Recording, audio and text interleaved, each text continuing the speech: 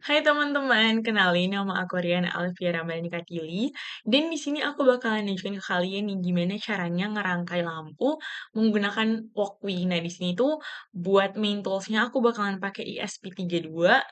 Tapi sebelum kita mulai untuk ngerangkai lampunya, aku bakalan ngejelasin sedikit nih rangkaian yang bakalan aku buat di sini. Nah, jadi buat rangkaiannya tuh aku bakalan bikin dari 3 lampu LED dan bakalan ada LCD display juga, terus habis itu menggunakan 3 push button. Jadi di sini nanti ketika si masing-masing push button-nya dipencet, itu akan mengeluarkan output yang berbeda-beda. Dan nanti untuk hasil outputnya bakalan muncul di LCD display. Oke, kalau gitu langsung aja kita masuk ke gimana cara merangkainya.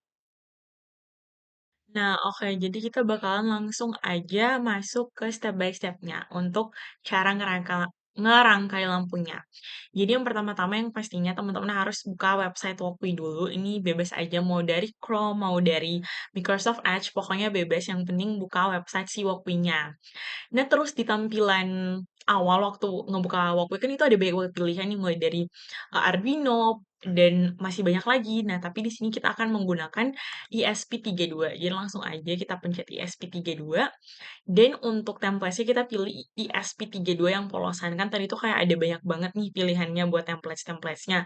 Nah, kita bakalan pilih ESP32 yang nggak diapa-apain gitu. Nah, terus habis itu, di sini aku bakalan tambahin komponen-komponen yang bakalan kita butuhkan terlebih dahulu sebelum mulai perangkaiannya biar lebih gampang aja sih. Jadi kayak kita udah siapin dulu in advance before kita mulai ngerangkai. Jadi yang pertama yang aku tambahin itu adalah si breadboard-nya. Nah, di sini aku mau ngerapih-rapihin dulu. Nah, oke. Jadi ini udah ada ESP dan udah ada breadboard. Selanjutnya di sini aku bakalan nambahin buat lampu LED-nya. Nah, lampu LED-nya tuh aku bakalan pakai 3 lampu seperti yang udah aku mention sebelumnya. Jadi di sini aku duplicate aja si lampu LED-nya. Dan nanti jangan lupa teman-teman buat lampu LED-nya tuh kita recolor ya. Nah, oke. Jadi yang pertama itu, buat warnanya itu aku pakai merah, kuning, ijo. Jadi ini aku lagi ngerapihin dulu untuk posisi posisi si lampu-lampunya. Yang pertama ada lampu kuning, terus habis itu ini agak susah ya buat mindahin lampunya.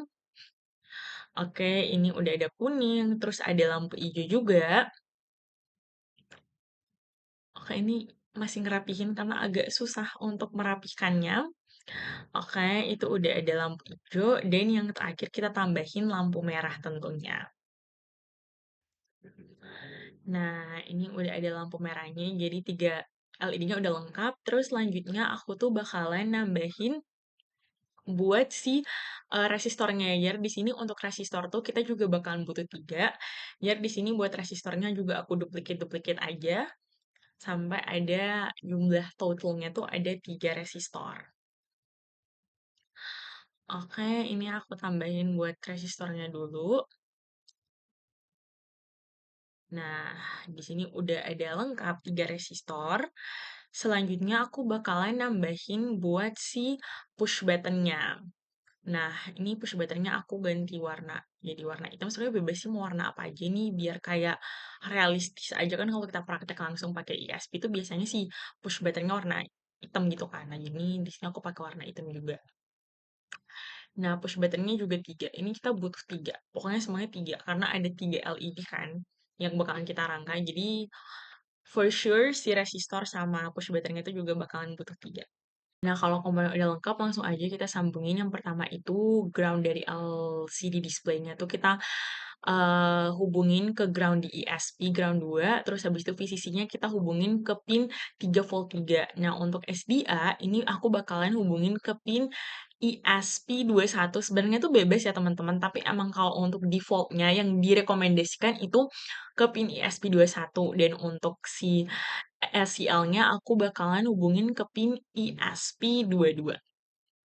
Nah, setelah udah ini aku bakalan nah, oke, ini kalau udah aku bakalan recolor dulu buat warna kabelnya. Kalau VC aku nggak usah ganti karena merah aja lah gitu. Yang diganti itu cuman kabel SCL sama SDA aku ganti yang SDA warna ungu, yang SCL-nya warna biru. Nah, habis dari sini kita bakalan, naro si push button-nya itu ke breadboard, tapi sebelum itu aku rotate dulu, biar dia posisinya, apa, lebih mempermudah saat nanti kita bakalan ngerangkai. Jadi ini sebenarnya bebas juga posisinya di mana, aku taruh di bagian breadboard sebelah kanan. Nah, ini semuanya kita rotate dulu sebelum kita pindahin posisinya. Nah, tapi jangan lupa untuk posisi push button-nya itu jangan lupa dikasih jarak, bebas aja sih mau beda berapa, lubang. Di sini aku tuh kayaknya di sini aku 3 3 ya, aku ngejarakin 3 lubang. Dari push button 1 ke push button 2, push button 2 ke push button 3 itu ada, jarak 3 gitu. Oke, ini kita udah nge sambil nge-reposition buat si push button ini bebas banget ya teman-teman mau naruh di mana, buat posisi si push button-nya. Nggak ada ketentuan lah. Oke, ini masih ngerapihin dulu biar rapih. Oke, si push button-nya. Pokoknya jangan lupa, pokoknya tuh dikasih jarak aja gitu, biar nggak dempet-dempetan banget. Nah, kalau push button-nya udah, sekarang kita bakalan naro posisi buat lampu LED-nya. Ini once again juga posisinya tuh bebas, mau di mana aja, tapi jangan ditaruh di bagian bawah yang ada tanda positif sama negatif di breadboard, itu jangan taruh di situ ya buat lampunya. Nah, ini buat lampunya itu juga dikasih jarak kayak biasa, bebas juga jaraknya mau kayak gimana, yang penting dia nggak dempet-dempetan banget. Sebenarnya itu nggak apa-apa sih kayaknya kalau dempetan, tapi kayak ini biar lebih rapi aja gitu kita ngelihatnya.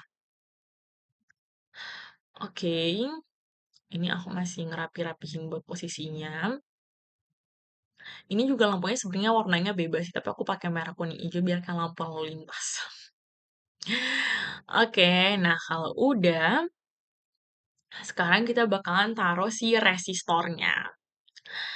Jadi sebelum dipindahin tuh resistornya kita, rotate dulu. Nah ini teman-teman perlu diperhatikan resistor tuh harus ditaruh di, sisi lampu lampu LED yang kakinya tuh agak bengkok. Karena kalau misalkan salah ditaruhnya, itu bisa-bisa lampunya nggak menyala. Jadi perlu diperhatikan banget salah satu resistornya tuh harus dihubungkan ke, sisi lampu yang kakinya tuh agak bengkok, nah, oke, kalau semua udah pada posisinya, sekarang aku bakal menghubungin kabel dari pin ESP ke push button-nya. Nah, untuk push button yang pertama itu aku menggunakan pin 13 dari ESP-nya. Once again, ini bebas banget teman-teman buat pinnya. Nanti kalian tinggal modifikasi di codingannya aja. Nah, terus untuk push button yang kedua itu aku pakai pin dari ESP, yaitu si pin 12. Terus untuk yang terakhir, si push button 3 aku pakai pin dari SP32 yaitu pin 14. Nah, jadi ini tinggal kita hubungin. Terus lanjut ke next step. Nah, oke, kalau sudah sekarang untuk kaki si push button yang satunya lagi itu kita akan hubungkan ke ground. Nah, gunanya apa sih untuk kaki yang satunya itu kita hubungkan ke ground? Ini itu untuk memastikan nilai logika si ISP-nya ini stabil dan mencegah pembacaan input yang acak atau nanti tidak terdeteksi dengan benar. Jadi, untuk kaki yang satunya lagi dari push button itu kita taruh di ground yang ada tanda positifnya. Nah, kalau misalkan udah, nah, sekarang kita akan menghubungkan, kabel untuk si lampu LED-nya. Nah, ini kita akan hubungkan dari resistor.